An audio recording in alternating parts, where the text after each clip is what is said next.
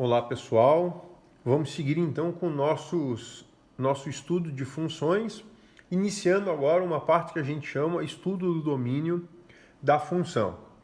E antes que a gente faça qualquer nova introdução de conceitos, eu vou voltar num conceito importante de função, que eu escrevi aqui bem resumido, só para a gente lembrar o que é que a gente vai estar procurando nesse nosso estudo do domínio, tá? Então a definição de função diz assim: uma relação entre dois conjuntos A e B, onde para todo elemento de A existe um único elemento em B. Lembrando que o A é o conjunto de domínio da nossa função. E o que a gente sabe? Que para que eu tenha uma função, essa relação que existe de A em B, todo elemento que eu colocar no conjunto A deve obrigatoriamente conseguir o seu representante em B. Ou seja, eu não posso ter no meu conjunto de domínio, no meu conjunto A, um número que não consiga chegar até o conjunto B. Né? Lembrando que a gente convencionou assim, os elementos x moram no conjunto A, e a partir do momento que eu aplico esse valor x na função, que eu calculo f de x, eu encontro então o meu valor y que está no meu conjunto B. Bom, o nosso interesse, a partir de agora, seria que a gente pudesse trabalhar com funções desse tipo aqui, ó. Funções que levassem o conjunto dos números reais, que são todos aqueles números que a gente conhece, feios e bonitos, e chegasse em outro conjunto real, que eu conseguisse pegar todos os valores reais de x e chegasse em valores também reais de y. Lembrando que no conjunto de chegada, se sobrar gente sem companhia, não tem problema nenhum. Eu não posso permitir que no conjunto A fique gente sem companhia, tá? E o nosso estudo vai se dar justamente por isso. A gente observar uma função e observar o conjunto dos números reais e conseguir entender quem dentro do conjunto dos números reais não serve para aquela nossa função. A brincadeira do nosso estudo vai ser mais ou menos essa. Então, olha só, vamos tentar entender isso aqui. Escrevi 3 funções aqui, certo? A primeira função ali, f de x igual a 2x mais 3. Então, a associação matemática entre o conjunto A e o conjunto B, entre x e y, se dá por isso aqui, né? Y igual a 2x mais 3. Tá? E eu fiz algumas brincadeiras ali, né? Coloquei no lugar de x um número negativo, coloquei no lugar de x o 0, coloquei no lugar de x o número positivo, 1, coloquei no lugar de x uma raiz, um número irracional, né? Para mostrar para vocês que eu posso fazer todas aquelas contas, né? 2 vezes menos 2 mais 3 dá menos 1, 2 vezes 0 mais 3 dá 3, 2 vezes 1 mais 3 dá 5, 2 vezes raiz de 3 dá 3, dá 2 raiz de 3 mais 3, né? Embora esse não seja um número muito prazeroso, a gente sabe que ele é um número real, eu consigo determinar quanto é esse número, vai dar 5 e lá vai pedradinha, na calculadora a gente consegue calcular. Então eu quis mostrar para vocês que qualquer tipo de número que eu pegue para essa minha função aqui, eu consigo encontrar um companheiro para ele no conjunto B.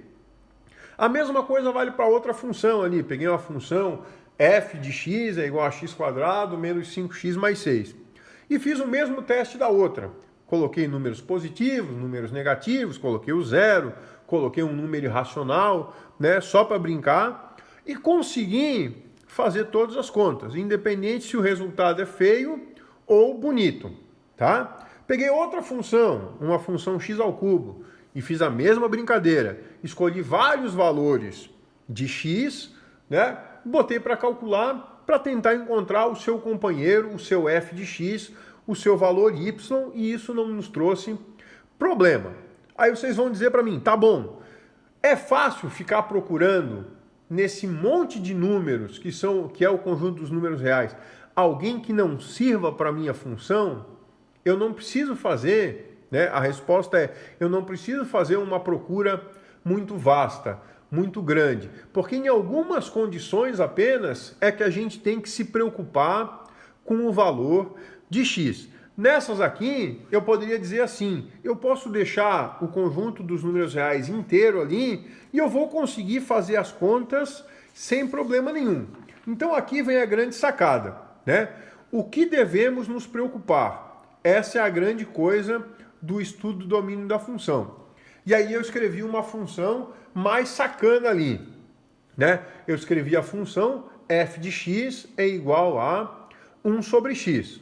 E aí fiz a mesma brincadeira, coloquei um número negativo. Será que dá para encontrar um companheiro para essa função do outro lado? E a resposta é sim, né? 1 dividido por menos 2 vai dar menos meio, que é a mesma coisa que menos 0,5. Então eu consigo ligar um cara no outro sem problema nenhum. Se eu pegar f de meio, ou seja, pegar um número racional, né? Será que eu consigo calcular? Também não tem problema. F é 1 dividido por meio dá 2. Então eu consigo encontrar um companheiro para o meu meio que está no conjunto A. Ah, essa aqui é mais fácil, f de 5. Né? 1 dividido por 5 dá 0,2. Então o 5 desse conjunto está relacionado com o 0,2 do outro conjunto.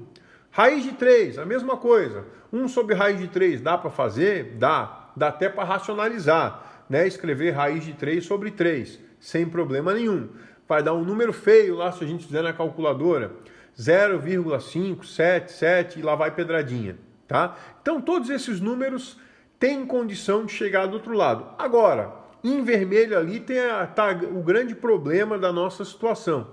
Se eu pedir para vocês calcular f de 0, né? Ou seja, pegar o 0 que está no conjunto A e ver com quem que ele vai conversar lá no nosso conjunto B. Aí basta que a gente faça f de 0 é igual a 1 sobre 0. E a pergunta vem, quanto dá 1 dividido por 0? Eu posso dividir por 0? A resposta é não. Então, para esta função, o único número que não nos serve é o 0. Se eu colocar 0 lá embaixo, não vai dar certo. E eu vou dizer então, olha aqui esse quadradinho rosa, que o domínio da minha função é o conjunto dos números reais com asterisco, que significa que eu estou tirando desse conjunto o número 0. Então a função f de x igual a 1 sobre x só pode ter como domínio, ou o maior conjunto que essa função aceita como domínio, é o conjunto dos números reais, excetuando-se ou retirando-se o número 0, tá? E daqui para frente, gente, a gente vai tratar com exemplos que tem sempre o mesmo enunciado, que eu só vou escrever esta vez e as demais eu vou só escrever a função querendo saber de vocês, né, o maior conjunto possível para o seu domínio. Ou seja, quem é a quantidade mínima de números que eu preciso tirar do conjunto dos números reais para que essa função funcione, tá? E a função que a gente tem ali é a seguinte, f de x igual a 3x menos 5 dividido por x menos 2. E a grande sacada, a primeira preocupação que a gente tem que ter quando a gente vai fazer o estudo do sinal, o estudo do domínio de uma função, né, é o que está escrito ali em rosinha, ó. Evitar que o denominador, a parte de baixo de uma fração, se anule. Ou seja, o que eu sempre vou precisar escrever, independente do que está escrito lá em cima, tá certo? Eu tenho que escrever que o denominador, neste caso, x menos 2, tem que ser diferente de 0. E aí, resolvendo aquela desigualdade ali, né, aquela diferença, como se fosse uma equação, simplesmente passando o menos 2 para o outro lado, somando, a gente chega na resposta do meu problema. Nesta função em especial, eu não posso permitir que o x seja 2. Por quê? Porque se eu tentar calcular f de 2, na parte de cima, ok. 3 vezes 2, 6, menos 5, 1. O problema está na parte de baixo. Né? Se eu fizer 2 menos 2, a resposta é 0. E aí a gente volta naquela conta que a gente não conseguiu fazer na página anterior. Quanto é 1 dividido por 0? 1 dividido por 0 não tem resposta, não se divide por 0, tá certo? Então a gente vai escrever, ó, que o domínio dessa função é o conjunto dos números reais, tirando dele o conjunto que tem o número 2, tá certo? Então, toda vez que a gente encontrar o x no denominador de uma função, a primeira coisa que eu tenho que pensar é, eu não posso colocar nenhum x ali, nenhum valor no lugar de x, que anule esse denominador, que faça esse denominador virar 0. Então vamos ver um outro exemplo aqui. Olha lá, escrevi uma função, a mais feia que eu consegui imaginar nesse momento, né? A função é f de x igual a 8x ao cubo menos raiz de 3x, dividido por x quadrado menos 4. E, de novo, eu estou perguntando para vocês qual é o maior conjunto real possível para o denominador, para o domínio desta função. Então, olha lá, pelo que a gente combinou é o seguinte, na parte de cima esquece, aquilo lá aceita qualquer coisa, tá? Qualquer x que a gente colocar lá em cima vai dar certo. O problema é a parte de baixo, né? O que eu não posso permitir? Que a parte de baixo se anule. E aí eu tenho que escrever o que então? Eu tenho que garantir que a parte de baixo, x quadrado menos 4, seja diferente de 0, tá? E a gente vai fazer assim, vou passar o menos 4 para o outro lado, como 4, e eu tenho x quadrado diferente de 4, né? Ou, simplesmente, aplicando a raiz quadrada em ambos os lados, presta atenção aqui, né? Eu vou chegar que x tem que ser diferente de mais ou menos a raiz quadrada de 4, ou seja, x não pode ser nem 2 e muito menos menos 2, tá? Então, eu vou escrever lá, ó, que o meu domínio são todos os números reais, exceto tirando dele o menos 2 e o 2. Por que eu estou tirando esses dois números? Porque esses dois números fazem com que o meu denominador se anule e eu não posso permitir que isso aconteça, tá? Só mais uma coisa antes da gente passar adiante. Eu poderia pegar esse x quadrado menos 4, se fosse desejo de vocês, e resolver a equação de Bhaskara, tá certo? Fazendo lá x quadrado menos 4 igual a 0. Só que ao invés de igual a 0, eu estou usando diferente de 0. Então o meu a aqui seria 1, o meu b seria 0, o meu c menos 4, e eu desenvolvendo todo o meu problema, eu chegaria nas duas respostas lá, né? Na equação de x igual a menos 2, x igual a mais 2. A gente aqui entende que é x diferente de 2 e x diferente de menos 2, certo? Beleza, vamos para a próxima. A próxima diz que se eu tiver a função, de novo, a parte de cima é bem feia, para vocês não olharem para ela, f de x igual a x quadrado menos π vezes x. Lembrando que π é um número, né? Vale 3,14 e lá vai pedradinha. Então eu posso escrever ele ali sem problema nenhum.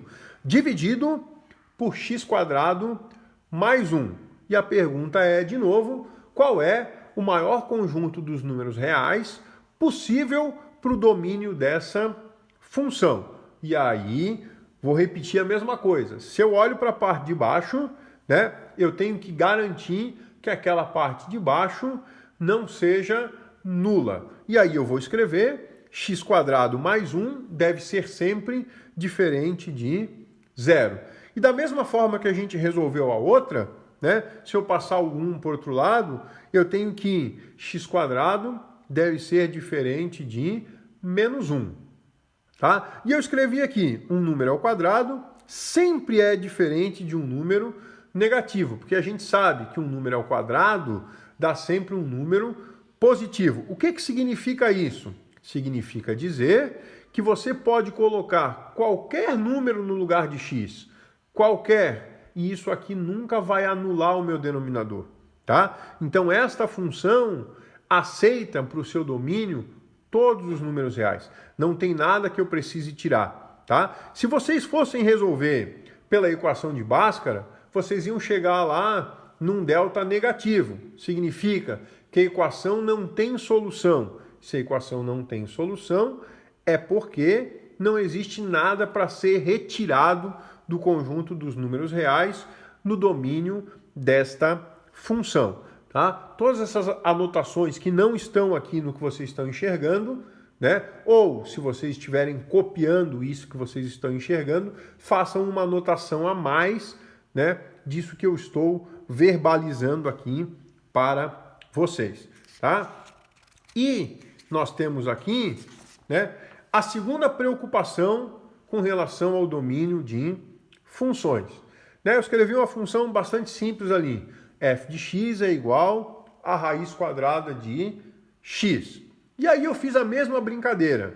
Comecei a inventar números para colocar ali dentro. Calculei f de 0, ou seja, a raiz quadrada de 0, que dá 0. F de 4, que é a raiz quadrada de 4, que é 2. E aí eu vou fazer um parênteses aqui. Né? A gente resolveu há um tempo atrás aqui, há uns exemplos atrás, x quadrado igual a 4, que ficou x igual a raiz quadrada de 4, e a gente disse que era mais ou menos 2.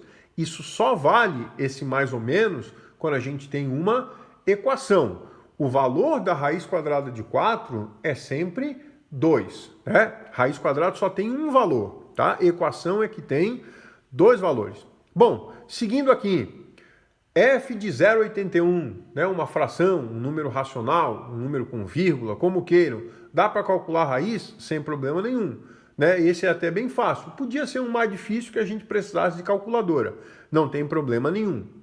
F de 8, que não tem raiz exata, dá para calcular? Dá. Dá 2 raiz de 2, que vai dar 2,80 e tanto. Não tem problema nenhum. Qual que é o problema?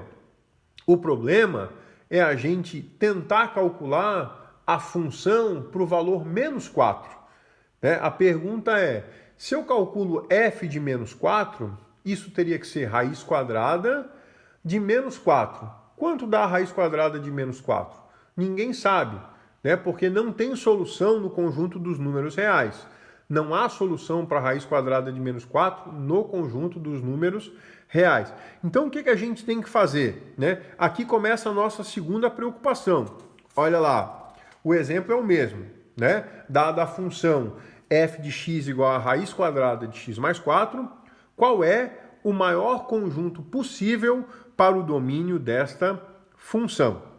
E aí, a diferença para o que a gente fez anteriormente é que toda vez, presta atenção, que eu tenho uma raiz, que o índice da raiz é um número par, não importa qual é o número, se ele for par, nós devemos evitar que o radicando, ou seja, a parte de dentro da raiz, seja um número negativo. Então, sempre que eu tiver uma função que exista um radical de índice par, eu devo evitar que o radicando seja um número negativo.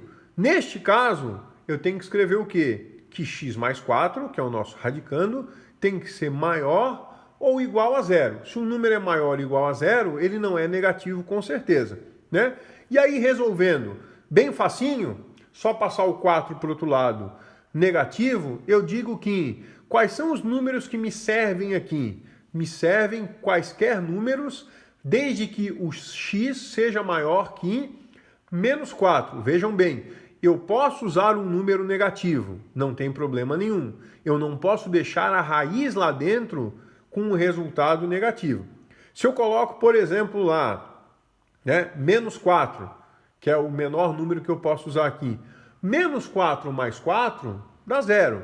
Ou seja, f de menos 4, o menos 4 no conjunto A, se liga no conjunto B com o número 0. Não tem problema nenhum. Agora, se eu colocar menos 8 não me serve.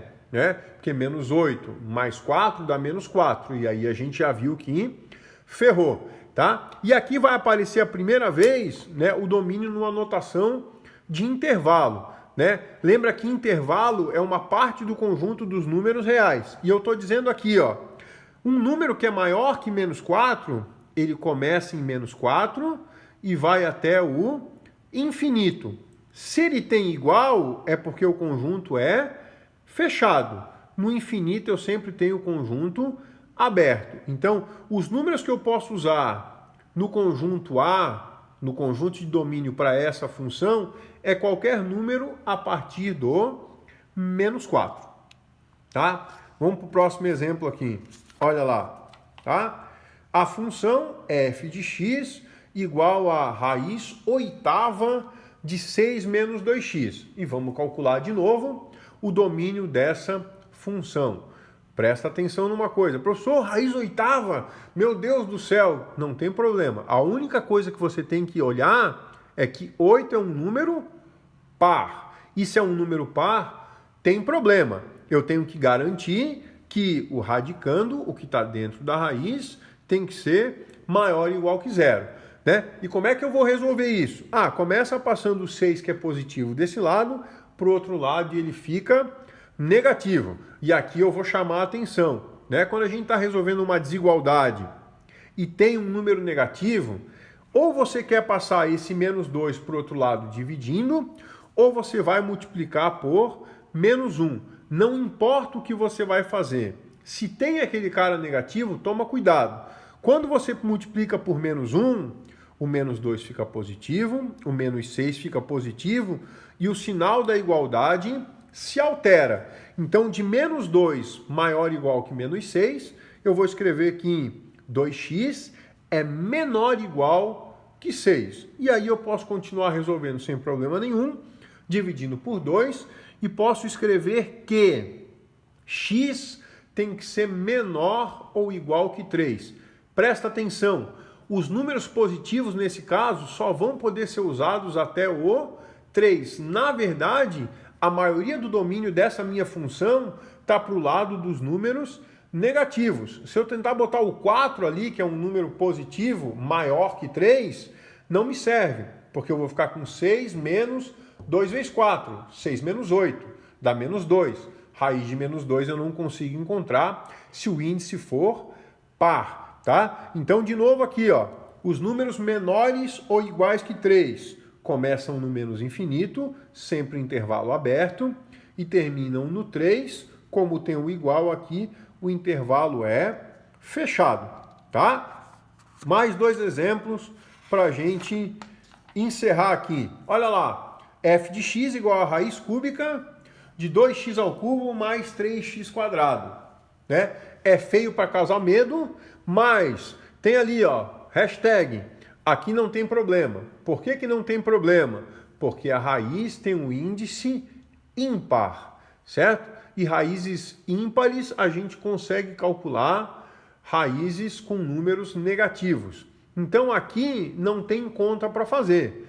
Basta dizer que o domínio da função aceita todos os números reais, tá? E por último, para a gente encerrar aqui o nosso encontro virtual de hoje, tem este exemplo aqui.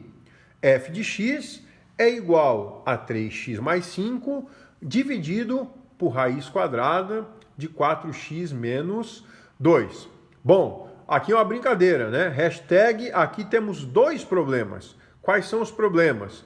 Tem x no denominador e este x está dentro de uma raiz de índice par. De novo, esse índice aqui é um índice par. Se fosse um índice ímpar, teríamos um problema só. Como ele é índice par, eu tenho 2 problemas. Quais são os 2 problemas?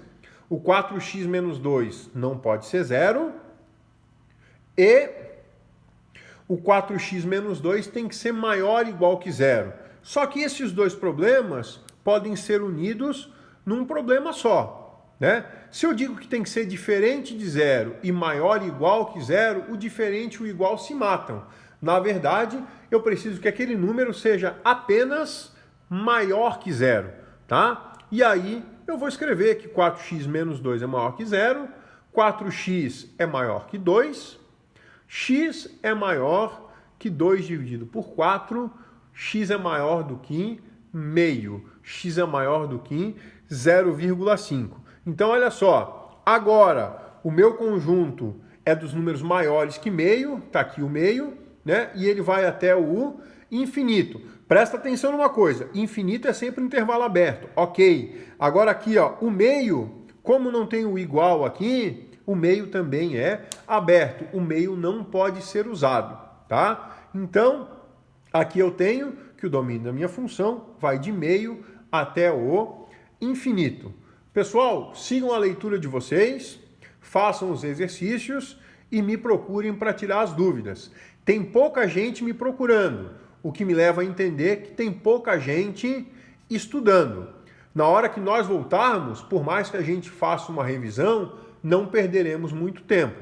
Então, vamos estudar, vamos olhar, vamos fazer os exercícios e vamos tirar as dúvidas, tá certo? Um abraço.